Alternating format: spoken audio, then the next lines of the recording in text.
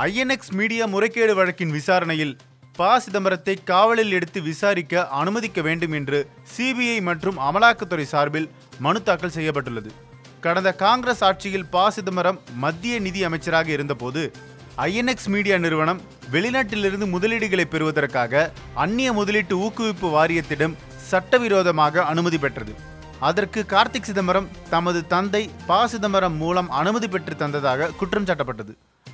அதற்காக அந்த நிறுவனம் கொடுத்த லஞ்ச பணத்தை கார்த்தி சிதம்பரம் வாங்கியுள்ளார் என்றும் அந்த நிறுவனத்தையே அவர் தன் கட்டுப்பாட்டில் வைத்திருந்தார் என்றும் கூறப்பட்டது. இது தொடர்பான வழக்கில் சிபிஐ மற்றும் அமலாக்கத்துறை தரப்பில் விசாரணை நடைபெற்று வருகிறது. இந்த நிலையில் இந்த வழக்கில் தனக்கு முன்ஜாமீன் வேண்டி டெல்லி உயர்நீதிமன்றத்தில் ப. சிதம்பரம் தரப்பில் மனு தாக்கல் செய்யப்பட்டது. இந்த வழக்கில் சிதம்பரத்தை கைது செய்ய இடைக்கால தடை விதிக்கப்பட்டுள்ளது. இந்த நிலையில் ப. சிதம்பரத்தை காவலில் வைத்து விசாரிக்க அனுமதி வழங்குமாறு சிபிஐ மற்றும் அமலாக்கத்துறை தரப்பில் டெல்லி உயர்நீதிமன்றத்தில் கோரிக்கை வைக்கப்பட்டுள்ளது. சிபிஐ மற்றும் அமலாக்கத்துறை சார்பில் ஆஜரான துஷார் மேத்தா நீதிமன்றத்தில் கூறியதாவது: விசாரணையின் போது ப. சிதம்பரம் நீட்டி முழக்கி பதிலளித்து மழுப்ப பார்க்கிறார். அவரிடமிருந்து உண்மையான விவரங்களை பெற அவரை காவலில் எடுத்து விசாரிக்க அனுமதிக்க வேண்டும் என்று மேத்தா தெரிவித்துள்ளார்.